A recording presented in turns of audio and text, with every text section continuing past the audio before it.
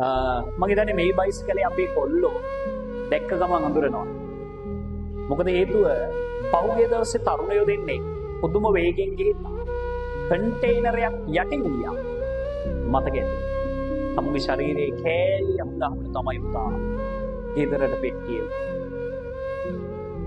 කොල්ලෙක්ගේ හීනයක් යකඩ හීනයක් වෙන්න ඕන. අනිවාර්යයෙන් ඒකේ සැකයක් නැහැ.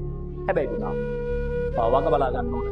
ඔය යකඩ හීනත් එක්ක ගමන යනවා වගේම අවසානය දක්වා පුතේ ආරක්ෂිතව නැවත ගෙදර. ඒකට පුතේ යකඩ හීනෙට විතරක් පෙන් පැත්තට වැඩක් නැහැ. තමුන්ගේ අම්මා තාත්තා ඔයා එන වග ඔළුවේ තියාගන්න. නැත්තම් පුතා මතක තියාගන්න ඔයාගේ අප්පටයි තාත්තටයි අඬන්න වෙන්නේ සීල් කරපු පෙට්ටියක් බදාගෙන.